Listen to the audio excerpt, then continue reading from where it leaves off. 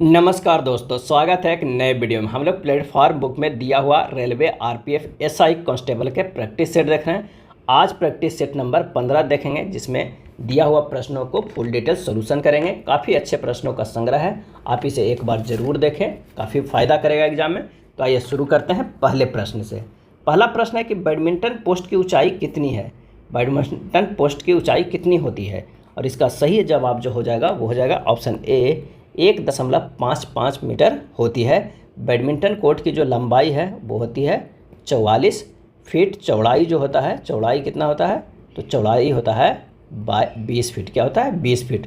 तथा नेट की ऊंचाई जो होता है वो 5 फीट होता है। बैडमिंटन कोर्ट का जो वजन होता है वो 4.74 से लेकर 5.51 ग्राम के बीच होता है। और रैकेट का वजन जो होता है वो कितना है, 85 से 140 ग्राम के बीच होती है। नेक्स्ट है, सूर्य पृथ्वी से लगभग खाली स्थान किलोमीटर दूर है, और इसका आंसर हो जाएगा ऑप्शन सी 150 मिलियन। सूर्य पृथ्वी से लगभग 150 मिलियन किलोमीटर दूर है। सूर्य पृथ्वी से 13 लाख गुना बड़ा है। सूर्य का प्रकाश पृथ्वी तक आने में लगने वाला समय लगभग 8 मिनट 16.6 सेकेंड है। पृथ्वी औसतन समस्त ऊर्जा सूर्य से प्राप्त करती है। सूर्य अत्यधिक गर्म गैस का पिंड है, जिसके पृष्ठ का तापमान जो है वो कितना है, 6000 डिग्री सेल्सियस है। सूर्य नाभिकीय संलयन के फलस्वरूप हमें प्रति सेकंड 40 लाख टन ऊर्जा सूर्यताप के रूप में प्रदान कर रहा है। अगला है, निम्नलिखित में किस अनुच्छेद के तहत संपत्ति के अधिकार को कानूनी अधिकार के रूप में स्थानांतरित कर दिया गया है। संपत्ति के जो अधिकार था उसे कानूनी अधिकार के रूप में स्थानांतरित कर दिया है, किस अनुच्छेद के तहत। इसका सही आंसर हो जाएगा ऑप्शन डी, अनुच्छेद 30A के तहत कर दिया गया है। 44वें संविधान संशोधन अधिनियम 1978 से पूर्व संपत्ति का अधिकार अनुच्छेद 31 के तहत एक मौलिक अधिकार था। भारतीय संविधान में मूलतः 7 प्रकार के मौलिक अधिकार थे, वर्तमान में 6 प्रकार के मौलिक अधिकार रह गया है। जनगणना 2011 के अनुसार भारत की महिला साक्षरता दर कितनी है, और इसका सही आंसर हो जाएगा ऑप्शन बी 65.46% है। 2011 की जनगणना के तहत की अगर हम बात करें तो पुरुष जनसंख्या दर कितनी है, तो 82.14% है। निम्नलिखित में किस शास्त्रीय नृत्य शैली को मूल रूप से सादिर अट्टम के नाम से जाना जाता है। किसके, सादिर अट्टम के नाम से जाना जाता है, और इसका सही जवाब जो हो जाएगा वो हो जाएगा डी, भरतनाट्यम। भरतनाट्यम शास्त्रीय नृत्य शैली को मूल रूप से सादिर अट्टम के नाम से जाना जाता है। भरतनाट्यम नृत्य की उत्पत्ति का संबंध तमिलनाडु में मंदिर नर्तकों अथवा देवदासियों की एकल नृत्य प्रस्तुति सादिर से है, इसलिए इसे सादिर अट्टम भी कहा जाता है। खाली स्थान में भारतीय संसद ने नागरिकता संशोधन अधिनियम CAA कानून पारित किया। सही आंसर है ऑप्शन सी, दिसंबर 2019 में भारतीय संसद ने नागरिकता संशोधन अधिनियम कानून पारित किया है। नागरिकता संशोधन विधेयक 2019 को लोकसभा में 10 दिसंबर को और राज्यसभा में 11 दिसंबर 2019 को पारित कर दिया गया है, और 12 दिसंबर 2019 को इसे राष्ट्रपति की स्वीकृति मिली है। यह अधिनियम नागरिकता अधिनियम 1955 में संशोधन हेतु लाया गया है। नेक्स्ट है, उद्धम सिंह ने किसकी हत्या की थी। उद्धम सिंह ने, और इसका सही आंसर हो जाएगा option B, Michael O Dyer को। उद्धम सिंह ने माइकल ओ डायर की हत्या कर दी थी। सरदार उद्धम सिंह ने मार्च 1940 में कैक्सटन हॉल में माइकल ओ डायर, जो 1919 में पंजाब का लेफ्टिनेंट गवर्नर था, को गोली मारकर हत्या कर दिया। सरदार उद्धम सिंह को गिरफ्तार कर 31 जुलाई 1940 को लंदन की पेंटनविले जेल में फांसी दे दी गई। जनरल REH डायर द्वारा निहत्थे शांतिपूर्ण भीड़ पर गोलियां चलवाकर लगभग 1000 लोगों की हत्या करवा दिया गया था। इसी गुस्से में वो गोली मार दिए थे माइकल ओ डायर को। निम्नलिखित में कौन सा भारतीय राज्य बांग्लादेश और म्यांमार दोनों के साथ सीमा साझा करता है, और इसका आंसर हो जाएगा ऑप्शन ए, मिजोरम। मिजोरम भारतीय राज्य बांग्लादेश और म्यांमार दोनों के साथ सीमा साझा करता है। 20 फरवरी 1987 में मिजोरम भारत का जो है वो 23वां राज्य बना। मिजोरम असम का एक हिस्सा था पहले।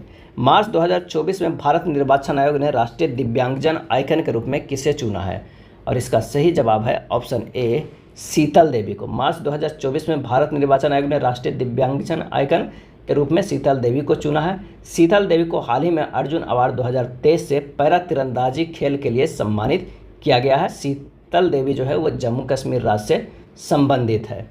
और शीतल देवी पैरा वर्ल्ड चैंपियनशिप में पदक जीतने वाली विश्व की पहली महिला बिना हाथों वाली तीरंदाज बनी है। प्रतिष्ठित पीवी नरसिम्हा अवार्ड 2024 से किसे सम्मानित किया गया है? और इसका सही जवाब हो जाएगा ऑप्शन बी, रतन टाटा को। रतन टाटा को प्रतिष्ठित पीवी नरसिम्हा अवार्ड 2024 से सम्मानित किया गया है। और MS स्वामीनाथन पुरस्कार 2024 को प्रोफेसर BR कंबोज को कृषि कार्य के लिए सम्मानित किया गया है। ग्लोबल इंडियन अवार्ड 2023 से सम्मानित होने वाली पहली महिला लेखिका बनी है सुधा मूर्ति। भारहूत स्तूप जातक कथाओं और कहानियों का चित्रण करता है। यह निम्नलिखित में से किस राज्य में स्थित है? सही जवाब हो जाएगा ऑप्शन सी, मध्य प्रदेश राज्य में स्थित है। यह मध्य प्रदेश के सतना नगर के दक्षिण में स्थित है। भारहूत स्तूप का निर्माण अशोक के काल में हुआ था तथा शुक काल में इसका विकास किया गया था। अगला प्रश्न है कि भारतीय संविधान के अनुसार भारत में राज्य विधान परिषद के सदस्यों का कार्यकाल कितना होता है? आंसर हो जाएगा ऑप्शन डी, 6 वर्ष। भारतीय संविधान के अनुसार राज्य में राज्य विधान परिषद के सदस्यों का कार्यकाल 6 वर्ष होता है। संविधान के अनुच्छेद 169 के तहत विधान परिषद के गठन या उत्पादन से जुड़े प्रावधान है। नेक्स्ट है, वंदे मातरम स्त्रोत गान किसने लिखा था? वंदे मातरम, आंसर हो जाएगा ऑप्शन सी, बंकिम चंद्र चटर्जी ने। उनका महाकाव्य उपन्यास आनंद मठ सन्यासी विद्रोह की पृष्ठभूमि से प्रभावित था। 1872 ईस्वी की एक मासिक साहित्यिक पत्रिका बंग दर्शन की शुरुआत की, जिसके माध्यम से बंकिम चंद्र चट्टोपाध्याय को एक बंगाली पहचान और राष्ट्रवाद के उद्भव को प्रभावित करने का श्रेय दिया जाता है। बंग दर्शन मासिक पत्रिका 1876 ईस्वी के एक अंक में सर्वप्रथम वंदे मातरम प्रकाशित हुआ था। बंकिम चंद्र चटर्जी ने वंदे मातरम की रचना की, जो भारतीय स्वतंत्रता संग्राम के काल में क्रांतिकारियों की प्रेरणा स्रोत बन गया था। जब कर संग्रह आवश्यक व्यय से अधिक हो जाता है तो बजट खाली स्थान में कहा जाता है। और इसका सही आंसर हो जाएगा 20, अधिशेष। अधिशेष कहा जाता है। भारत में बजट प्रणाली की शुरुआत का श्रेय वायसराय कैनिंग के कार्यकाल में जेम्स बेल्सन को दिया जाता है। नेक्स्ट प्रश्न है कि इनाम गांव एक महत्वपूर्ण पुरातात्विक स्थल है, खाली स्थान नदी पर स्थित है। और इसका आंसर हो जाएगा ऑप्शन सी, घोड़। इनाम गांव एक महत्वपूर्ण पुरातात्विक स्थल घोड़ नदी पर स्थित है। घोड़ नदी महाराष्ट्र में भीमा नदी की एक सहायक नदी है। इनाम गांव महाराष्ट्र में हड़प्पा का पुरातात्विक स्थल है। चंद्रमा पर किसी वस्तु के भार और पृथ्वी के उसके भार की तुलना में किस प्रकार की जा सकती है? और इसका सही जवाब हो जाए पृथ्वी की तुलना में चंद्रमा पर वस्तु का भार जो है वो कम होता है। और कितना होता है? तो N/6 होता है। यदि 5 ओम के एक प्रतिरोध से 6 एम्पियर की धारा प्रवाहित होती है तो इसके साथ श्रेणी क्रम में संयोजित 10 ओम के एक अन्य प्रतिरोध से प्रवाहित धारा खाली स्थान होगी। तो यहाँ पर कह रहा है कि R1 जो है वो कितना है? 5 ओम है। I जो है 6 है। R2 जो है 10 ओम है। तो R3 यानी कॉमन जो होगा सीरीज में है तो 5 + 10 जुड़ जाएगा, कितना हो जाएगा? 15 ओम हो जाएगा। तो हमारे पास जो आंसर हो जाएगा वो कितना हो जाएगा? तो सीरीज में है तब भी वो धारा उतना ही जाएगा। 10 ओम के प्रतिरोध से प्रवाहित धारा 6 एम्पियर ही होगा, क्योंकि श्रेणी क्रम संयोजन में प्रवाहित धारा का मान प्रत्येक प्रतिरोध में जो है वो समान ही होता है। तो इसका जो आंसर हो जाएगा वो कौन सा हो जाएगा? बी हो जाएगा। प्लास्टर ऑफ पेरिस खाली स्थान तापन द्वारा तैयार किया जाता है। और इसका सही जवाब हो जाएगा ऑप्शन बी, जिप्सम के 393 केल्विन पर। अगर इसका देखा जाए रिएक्शन तो COSO4 × 2H2O जो जिप्सम है उसे 120 डिग्री सेल्सियस पर गर्म करेंगे तो ये CaSO4 हाफ H2O + 3 जो है वो 2H2O बन जाएगा, यानी प्लास्टर ऑफ पेरिस में कन्वर्ट हो जाएगा। प्लास्टर ऑफ पेरिस को कैल्शियम सल्फेट हेमीहाइड्रेट कहते हैं। खाली स्थान की क्रिया द्वारा सल्फर से सल्फाइड आयन का निर्माण होता है। और इसका आंसर हो जाएगा डी, अपचयन से। अपचयन यानी रिडक्शन को क्रिया द्वारा सल्फर के सल्फाइड आयन का निर्माण होता है। S+2 इलेक्ट्रॉन बन जाता है H2-। यदि तत्व का परमाणु इलेक्ट्रॉन ग्रहण करता है तो उसे उपचयन कहा जाता है। यदि तत्व का परमाणु इलेक्ट्रॉन त्यागता है तो उसे क्या कहा जाता है? अपचयन कहा जाता है। कौन सी क्षारीय धातु बेसिक मेटल आकार में सबसे छोटी होती है? और इसका सही आंसर हो जाएगा ऑप्शन बी, लिथियम। लिथियम क्षारीय धातु बेसिक मेटल आकार में सबसे छोटी होती है। और हेनियस के अनुसार अम्ल वैसा यौगिक है जो जल के साथ घुलकर H+ आयन देता है। निम्नलिखित में कौन सी सिंधु नदी की एक सहायक नदी नहीं है? और इसका आंसर होगा ऑप्शन ए, सोन नदी। सोन नदी जो है वो एक सहायक नदी नहीं है सिंधु नदी का। गंगा नदी की सहायक नदियों में से एक है कौन सा? सोन नदी। राज्य के नीति निर्देशक सिद्धांतों के तहत भारत के संविधान का कौन सा अनुच्छेद ग्राम पंचायतों के संगठन के बारे में बात करता है? और इसका आंसर होगा ए, अनुच्छेद 40। राज्य के नीति निर्देशक सिद्धांतों के तहत भारत के संविधान का अनुच्छेद 40 ग्राम पंचायतों के संगठन के बारे में बात करता है। इस अनुच्छेद में उन्हें स्वायत्त शासन की इकाइयों के रूप में कार्य करने हेतु शक्तियाँ व प्राधिकार देता है। नेक्स्ट है, बाणभट्ट ने हर्षचरित की रचना किस भाषा में की थी? बाणभट्ट ने हर्षचरित का आंसर हो जाएगा ए, संस्कृत में की थी। हर्षवर्धन के शासनकाल तथा समाज की जानकारी बाणभट्ट द्वारा रचित हर्षचरित और चीनी यात्री हेनसांग के संस्मरण द्वारा मिलती है। बाणभट्ट जो है वो हर्ष के दरबारी कवि थे। प्रियदर्शिका, रत्नावली तथा नागानंद नामक 3 संस्कृत नाटक ग्रंथों की रचना हर्ष ने की थी।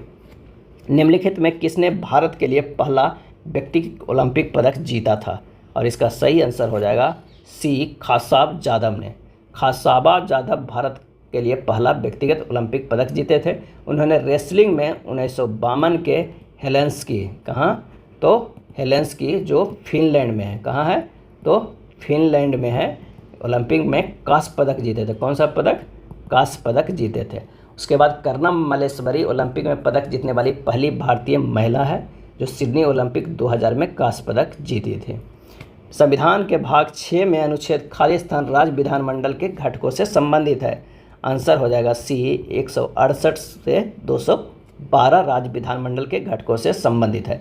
राज्य विधानमंडल राज्य सरकार की विधायिका मंडल है, जिसमें राज्यपाल, विधान परिषद एवं विधानसभा आती है। नेक्स्ट है, सांची को निम्नलिखित में किस वर्ष यूनेस्को के विश्व धरोहर स्थल घोषित किया गया है? सही आंसर हो जाएगा ए, 1989 ईस्वी में यूनेस्को विश्व धरोहर स्थल घोषित किया गया है। सांची मध्य प्रदेश के रायसेन जिले में स्थित है, जहां मौर्य शासक अशोक ने बौद्ध स्तूप का निर्माण कराया। अगला है, खाली स्थान साम्राज्य पहला अखिल भारतीय साम्राज्य था जिसके शासन क्षेत्र में अधिकांश वर्तमान भारतीय उपमहाद्वीप आते थे। और इसका सही आंसर हो जाएगा ऑप्शन सी, मौर्य। मौर्य साम्राज्य पहला अखिल भारतीय साम्राज्य था जिसके शासन क्षेत्र में अधिकांशतः वर्तमान भारतीय उपमहाद्वीप आते थे। मौर्य साम्राज्य की स्थापना चंद्रगुप्त मौर्य ने की थी, जिसके साम्राज्य का विस्तार ब्रिटिश साम्राज्य से बड़ा था। मौर्य साम्राज्य की सीमा ईरान से लगती थी। अगला है, 6ठी शताब्दी ईसा पूर्व से बाद तक पंच चिन्हित सिक्के चांदी और निम्नलिखित में किस धातु से बने थे? सही आंसर हो जाएगा ऑप्शन सी, ताम्र धातु से बने थे। भारत में सबसे पहले हिंदू यूनानियों ने ही सोने के सिक्के जारी किए थे। अगला है, माही और सोम नदियों के संगम पर निम्नलिखित में कौन सा उत्सव मनाया जाता है? आंसर हो जाएगा डी, बेनेश्वर उत्सव। माही और सोम नदियों के संगम पर बेनेश्वर उत्सव मनाया जाता है। बेनेश्वर मेला राजस्थान के डूंगरपुर जिले में आयोजित किया जाता है। बेनेश्वर मेला माघ शुक्ल पूर्णिमा के अवसर पर सोम, माही और पाखम नदियों के पवित्र संगम पर मनाया जाता है। इस अवसर पर शिवाजी और मावजी को पूजा किया जाता है। ओमान की खाड़ी और लाल सागर निम्न महासागर का हिस्सा है, और इसका सही आंसर हो जाएगा ए, हिंद महासागर का। ओमान की खाड़ी और लाल सागर हिंद महासागर का हिस्सा है। हिंद महासागर का सबसे बड़ा द्वीप मेडागास्कर है। निम्नलिखित में किस वर्ष में पुर्तगालियों ने गोवा पर विजय प्राप्त की थी? और इसका सही आंसर हो जाएगा ऑप्शन सी, 1510 ईस्वी में। 1510 ईस्वी में अल्बुकर ने बीजापुर के आदिल शाही शासक यूसुफ आदिल शाह से गोवा जीत लिया था। अल्बुकर को भारत में पुर्तगाली शक्ति का वास्तविक संस्थापक जो है वो माना जाता है। प्रथम राष्ट्रमंडल खेलों का आयोजन इनमें से किस वर्ष किया गया था? और इसका आंसर हो जाएगा बी, 1930 ईस्वी में किया गया था। 1934 ईस्वी में लंदन में होने वाले दूसरे राष्ट्रमंडल खेल में भारत ने पहली बार भाग लिया था। वर्तमान में राष्ट्रमंडल देशों की संख्या जो है वो 54 है, लेकिन खेलों में 72 टीमें जो है वो हिस्सा लेती है। भारतीय संविधान के निम्नलिखित में से किस अनुच्छेद के अनुसार देश के नागरिकों को प्राण एवं दैहिक स्वतंत्रता के संरक्षण का अधिकार प्राप्त है? आंसर हो जाएगा ऑप्शन डी, अनुच्छेद 21। इसमें वर्णन है कि इसका वर्णन संविधान के भाग 3 में अनुच्छेद 12 से अनुच्छेद 35 में है कि इसका मौलिक अधिकार जो संयुक्त राज्य अमेरिका के संविधान से लिया गया है। और भारतीय संविधान के अनुच्छेद 21 के अनुसार देश में नागरिकों को प्राण एवं दैहिक स्वतंत्रता के संरक्षण का अधिकार प्राप्त है। भारत सरकार की आयुष्मान भारत योजना के तहत एक परिवार को मिलने वाले वार्षिक स्वास्थ्य कवर की राशि कितनी है? और इसका आंसर हो जाएगा ऑप्शन ए, 5 लाख रुपया है। 1 फरवरी 2018 को अरुण जेटली ने बजट में इसकी घोषणा किया था। आयुष्मान भारत योजना के अंतर्गत 10 करोड़ से अधिक परिवारों को स्वास्थ्य बीमा कवरेज में लाना है। केरल में मनाए जाने वाला ओणम नामक भारतीय त्यौहार कितने दिनों तक मनाया जाता है? और इसका आंसर हो जाएगा डी, 10 दिनों तक मनाया जाता है। कृषि से संबंधित नुआखाई उत्सव जो है वो उड़ीसा राज्य में, हरेली त्यौहार छत्तीसगढ़ में, बुहांग बिहू असम में, पोंगल तमिलनाडु में, हॉर्नबिल नागालैंड में मनाया जाता है। कॉन्स्टेंटन खाली स्थान धातुओं को मिश्रित करके बनाया जाता है और इसका आंसर हो जाएगा सी, CuNi। कॉन्स्टेंटन CuNi धातुओं को मिश्रित करके बनाया जाता है। कॉन्स्टेंटन में 55% कॉपर एवं 45% निकेल पाए जाते हैं। इसे यूरेका एडवांस एवं फेरिक भी कहा जाता है। कौन सा उत्तक मुख्य रूप से पौधों को कठोर और दृढ़ बनाता है? सही आंसर हो जाएगा ऑप्शन सी, स्क्लेरन कायमा। स्क्लेरन कायमा उत्तक पौधे के कठोर और दृढ़ बनाता है। स्क्लेरन कायमा उत्तक की भित्तियाँ इतनी मोटी होती है कि कोशिका के भीतर कोई आंतरिक स्थान नहीं रहता है। कोलेन कायमा उत्तक में अंदर कोशिकीय स्थान बहुत कम होता है। ये उत्तक पौधे के नए भागों में पाया जाता है। जाइलम उत्तक का चालन उत्तक भी कहते हैं। जाइलम और फ्लोएम मिलकर संवहन बंडल का निर्माण करते हैं। जूल के तापमान प्रभाव के कारण उत्पन्न ऊष्मा निम्न में से किसके अनुक्रमानुपाती होती है? और इसका आंसर हो जाएगा डी, धारा के वर्ग के अनुपाती होती है। H बराबर जो होता है वो I² फार्मूला होता है। अपच के दौरान पेट के दर्द से छुटकारा पाने के लिए सामान्यतः लोग निम्न में से किसका उपयोग करते हैं? और आंसर हो जाएगा option A, milk of magnesia का उपयोग करते हैं। और मिल्क ऑफ मैग्नीशिया का उपयोग करते हैं। इसका जो pH मान होता है वो 10.5 होता है। जालनी पट्टिकाएँ खाली स्थान में पाई जाती है और इसका सही जवाब है ऑप्शन ए, फ्लोएम नली कोशिकाओं। जालनी पट्टिकाएँ फ्लोएम नली कोशिकाओं में पाई जाती है। फ्लोएम का मुख्य कार्य पौधे के हर भागों में निर्मित भोज्य पदार्थों को दूसरे भाग में जो है स्थानांतरित करना है। निम्नलिखित में से किस वर्ष में गांधी इरविन समझौते पर हस्ताक्षर किए गए? आंसर हो जाएगा ऑप्शन डी, 1931 में गांधी इरविन समझौते पर हस्ताक्षर किए गए। कब किए गए? तो 5 मार्च 1931 ईस्वी को। गांधी इरविन समझौते के हस्ताक्षरित होने से तेज बहादुर सप्रू ने महत्वपूर्ण भूमिका निभाई थी। इरविन तथा गांधी को दो महात्मा के मिलन कहे थे सरोजनी नायडू ने। अगला है, भारत में किस निर्जन द्वीप में एक पक्षी अभ्यारण्य स्थित है? भारत में किस निर्जन द्वीप में एक पक्षी अभ्यारण्य स्थित है? आंसर हो जाएगा ए, पिट्टी द्वीप में, यानी पिट्टी आइसलैंड में।